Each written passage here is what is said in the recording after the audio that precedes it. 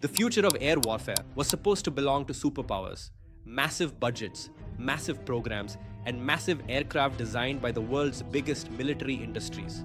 For years, everyone believed the race for sixth-generation fighter jets would be dominated by the United States, China, and a few giant European programs. But suddenly, a much smaller country is shaking the entire conversation. Sweden. Yes, the same country that built the lightweight but deadly Gripen fighter is now quietly working on technology that could power a brand new sixth-generation combat aircraft. And according to defense analysts, this concept is so different that it could completely change how NATO thinks about future air power. Because Sweden isn't trying to build just another expensive stealth jet. They're trying to redesign the entire idea of a fighter. And that's exactly why military experts across Europe are now paying very close attention. To understand why this matters, we need to go back to Sweden's unique philosophy of air combat. Unlike many countries that rely on huge air bases and enormous defense budgets, Sweden built its entire air force strategy around survival. During the Cold War, Swedish planners assumed their airfields would be attacked immediately in any major war. So they developed a radical solution. Their fighters had to be able to operate from almost anywhere. Roads, forest clearings, hidden runways, even highways. Aircraft like the Saab and later the Gripen were designed specifically for this concept, known as dispersed operations. Small ground crews could refuel, rearm, and relaunch a fighter in just minutes, often from remote locations far from traditional air bases. This strategy made Sweden's air force extremely difficult to destroy. Now imagine combining that philosophy with sixth-generation technology. Instead of one large, extremely expensive aircraft doing everything alone, Sweden's future fighter concept focuses on teamwork between multiple systems. A manned aircraft could act as the command hub, while several autonomous drones operate around it. Some drones would scout enemy radar systems. Others would carry missiles. Some might jam enemy communications or act as decoys. Together, this network would function like a swarm, constantly sharing data and adapting to threats in real time. This is often called a combat cloud. In this environment, information becomes the most powerful weapon in the sky. The aircraft that sees first, decides first, and strikes first usually wins. Sweden's defense company Saab has already been experimenting with artificial intelligence, advanced sensors, and digital battlefield networks that could make this concept possible. Their engineers are exploring ways for pilots to control multiple drones from the cockpit, while the aircraft's AI manages the flow of information. In a future battle, a Swedish fighter might coordinate an entire squadron of autonomous systems without another human pilot in sight. And this idea is attracting attention across NATO.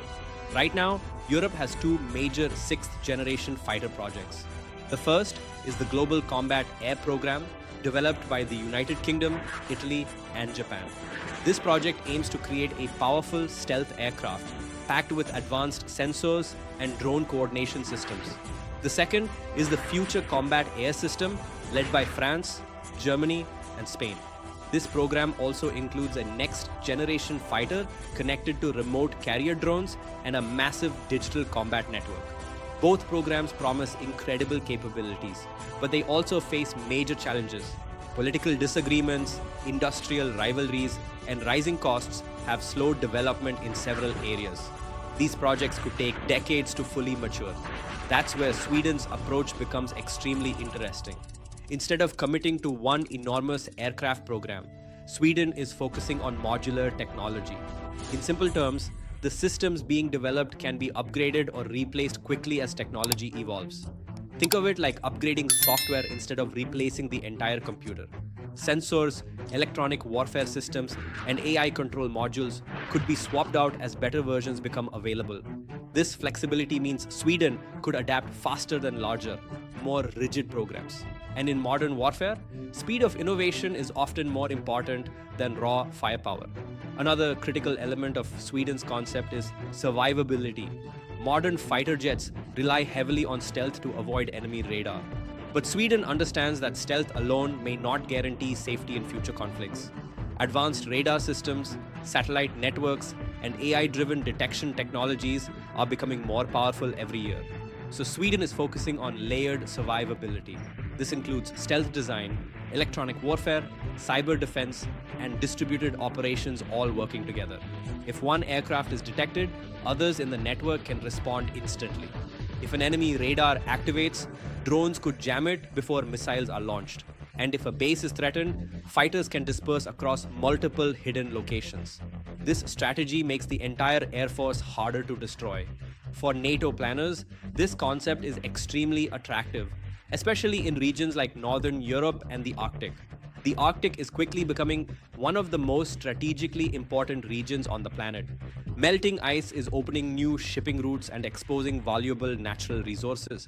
At the same time, Russia has been expanding its military infrastructure across the region.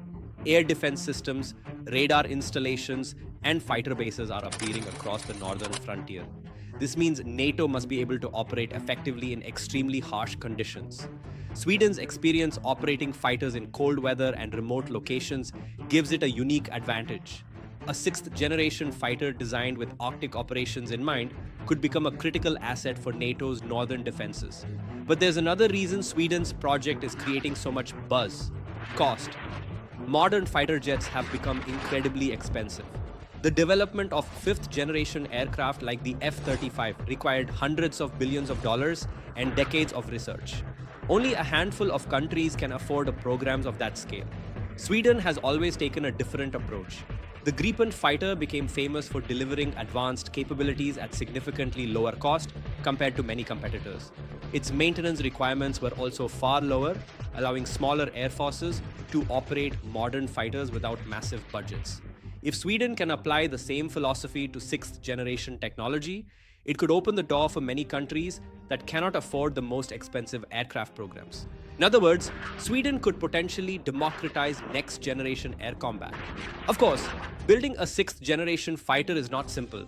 These aircraft will require breakthroughs in engine technology, advanced materials, AI systems, sensor fusion, and secure data networks. Many of these technologies are still being tested in laboratories and experimental aircraft. Even the United States and China are still refining their early sixth-generation concepts. But Sweden has one major advantage: agility.